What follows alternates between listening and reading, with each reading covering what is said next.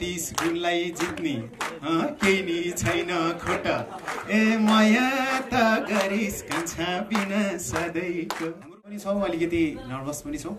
चैत 22 गते यो एउटा वसन्त 2062-63 को पृष्ठभूमिमा बनेको भाइले सुरुमा मेरो एकदमै प्रशंसा गर्नुभयो तर प्रशंसा गर्नुमा मलाई कसैले जित्न सक्दैन दाइ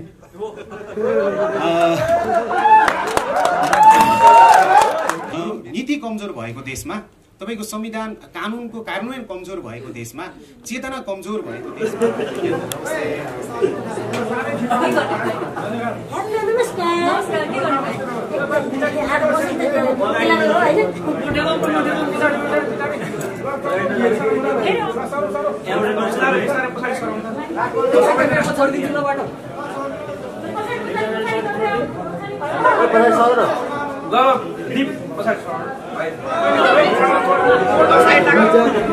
सिपीलाई ल्याउनु न यता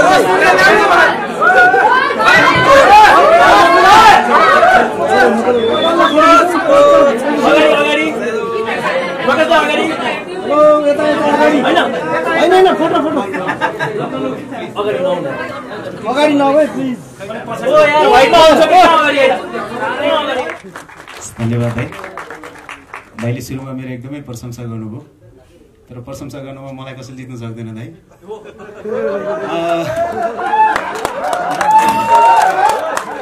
नमस्ते सबैजनालाई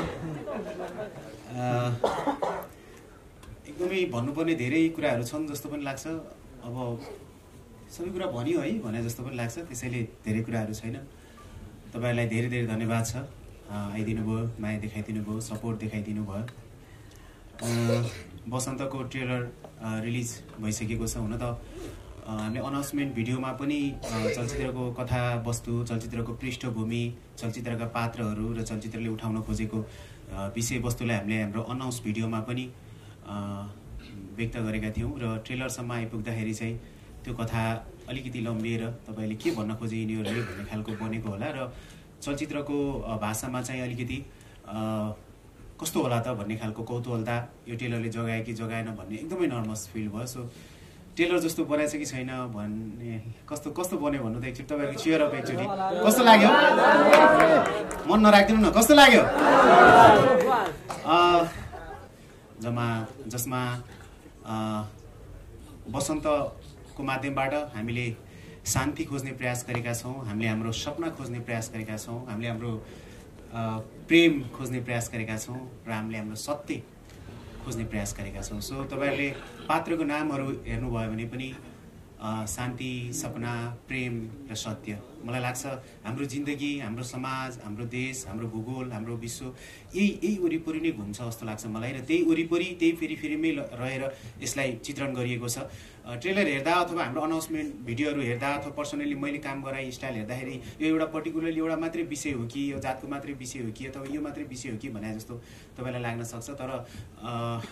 यही माध्यमबाट हामी यही 4 वटा 5 वटा पात्रहरूको माध्यमबाट हामीले समाजका विभिन्न लैंगिक विभेदका कुराहरू वर्गीय गरिबीका कुराहरू भूगोलले विकटताले हाम्रो जीवनमा पार्ने असरहरू वैदेशिक रोजगारका कुराहरू माया प्रेमका कुराहरू आपसी टकरावका कुराहरू समाज र समाज बीच एउटै समाजमा पनि नदेखिने गरी हुने विभिन्न खालका ग्यापहरूलाई हामीले वसन्तमा देखाउने कोसिस गरेका छौं आशा छ तपाईलाई मन पर्नेछ थ्यांक यू जति जति रिलिज आए त्यति अलिक कम बोलौं जस्तो लाग्छ किनकि फिल्मले बोल्दै जानुपर्ने हो तर जति रिलिज अगाडि आयो त्यति नै धेरै बोल्नुपर्ने हुन्छ त्यति नै प्रमोसनको दौरानमा चाहिँ फिल्मको बारेमा धेरै भन्दा धेरै बोल्नुपर्ने हुन्छ तर आज चाहिँ अब हामीले अनाउन्समेन्टदेखि नै एक लेभलको भनौं न सिनेमा यस्तो खालको हो यो विषयमा बनिरहेको छ भनेर चाहिँ यहाँहरूले थाहा पाइसक्नु भएको छ अझै पनि ट्रेलरमा या अझ भनौं हामी तपाईहरुसँग कुराकानी गर्दाखेरि अझ धेरै कुराहरू सायद मुभीको बारेमा भन्छ होला अघि प्रकाशजीले म के भन्नुभयो यहाँले प्रशंसा गर्न एकदमै माहिर छु भनेर भन्नुभयो इन्डिभिजुअली होला तर एज अ सर्जक as a writer I think उहाँले एकदमै धेरै क्वेशन गर्नुभएको छ सिनेमामा चाहिँ लिडर्सहरुलाई क्वेशन गर्नु भएको छ समाजलाई क्वेशन गर्नु भएको छ हैन सो त्यो कुरा चाहिँ सिनेमामा छ र मेरो लागि चाहिँ यो सिनेमा किन पनि स्पेशल छ भन्दाखेरि अरु फिल्महरु गर्दाखेरि चाहिँ युजुअली के हुन्छ एक लेभलको आफूलाई अडियन्सहरूले कसरी पर्सिभ गर्छ होला भन्ने हुन्छ। यो सिनेमा चाहिँ मेरो लागि उहाँले जसरी लेख्नु भएको छ, उहाँले जसरी एक्जिक्युट गर्नु भएको छ सिनेमा, किनकि उहाँको पनि as a creator first cinema हो। सो मेरो लागि चाहिँ एकदमै अलिकति मैले गरिरहेको सिनेमा भन्दा फरक सिनेमा भएको हिसाबले चाहिँ, फरक कुन सेन्समा भन्दाखेरि उहाँले जसरी एक्जिक्युट गर्नु भएको छ भनौँ न, त्यो हिसाबले चाहिँ मेरो लागि पनि एज एन आर्टिस्ट चाहिँ एकदमै कसरी अडियन्सहरूले कसरी लिनुहुन्छ होला यसलाई भन्ने कुरामा चाहिँ म आफै पनि एकदमै भनौँ न उत्साहित छु। र त्यही नै हो, चैत 22 गते अप्रिल 4th हाम्रो सिनेमा रिलिज हुँदैछ। अब दिनदिनै जस्तो यहाँहरूसँग भेट्ने भइ नै हाल्छ, फेरि पनि कुरा गरौँला सिनेमाको बारेमा। Thank you so much for coming. तारिफ गर्नुपर्ने हो।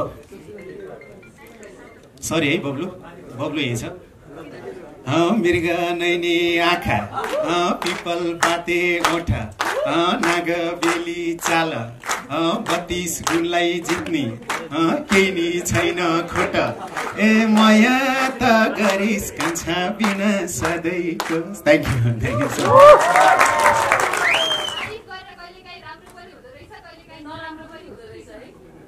यस्तो पनि हुँदो रहेछ जिन्दगीमा कहिले कहिले। Thank you.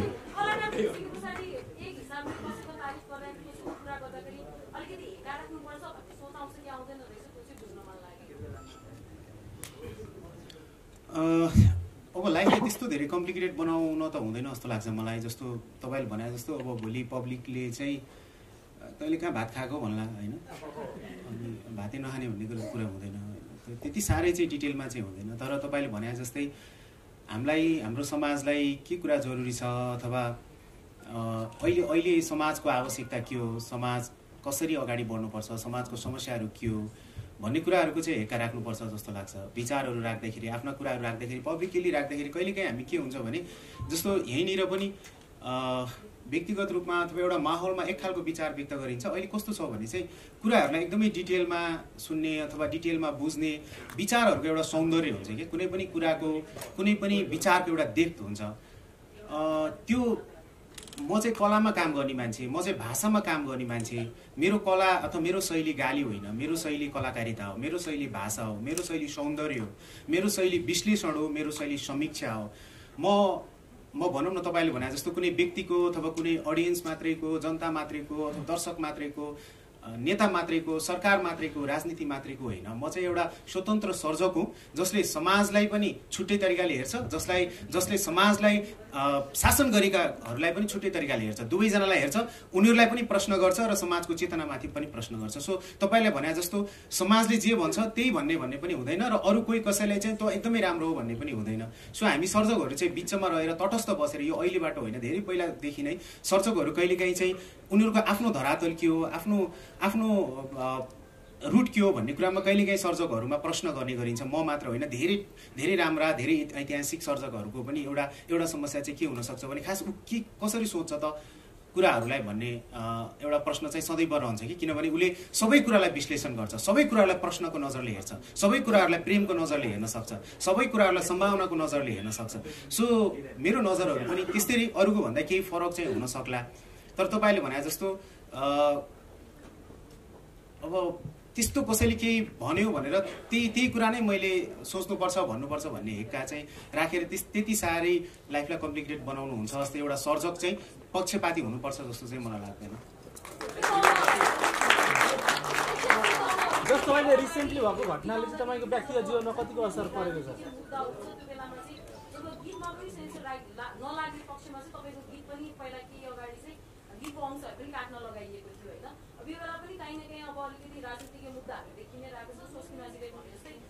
लिडरहरूलाई पनि प्रश्न गर्नुभएको छ भनेर भन्नुभएको छ होइन, सेन्सरको टाइममा चाहिँ त्यसमा चाहिँ हस्तक्षेप होला भन्ने लाग्छ कि लाग्दैन तपाईँलाई?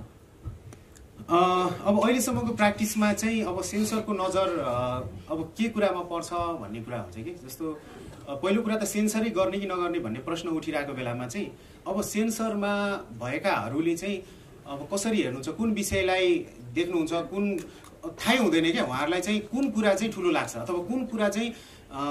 खराब लाग्छ भन्ने थाहै हुँदैन। जस्तो हामी सबै इन्डिभिजुअल छौँ, हाम्रो नीति कमजोर भएको देशमा, तपाईँको संविधान कानुनको कार्यान्वयन कमजोर भएको देशमा, चेतना कमजोर भएको देशमा,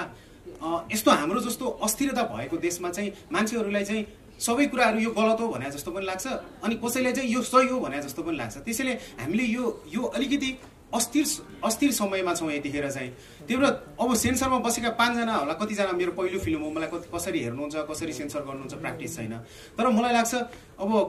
एकजना कसैलाई चित्त बुझेन भने पनि नेपालमा एउटा व्यक्ति यति धेरै पावरफुल भइदिन्छ कि अब उसले चाहिँ होइन यो त राख्नु हुँदैन भनेर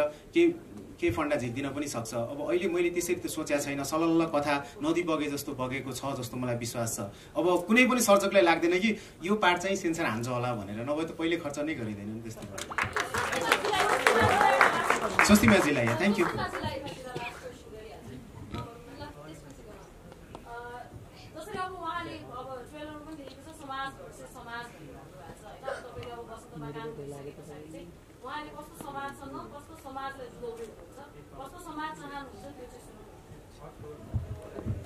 आई थिङ्क त्यो क्वेसन चाहिँ मोर उहाँलाई हुनुपर्ने होला। तर मैले जति उहाँसँग काम गरेर जति मैले बुझेँ यही समाजको मान्छेलाई नै क्वेसन गर्नु भएको छ। समाज भनेको समाज भर्सेस समाज भनेपछि तपाईँले थाहा पाउनु भयो हाम्रो दुईवटा समाज त छैन, एउटै समाज हो। त्यही समाजभित्रकै मान्छेहरू बिचकै कुराहरू हो।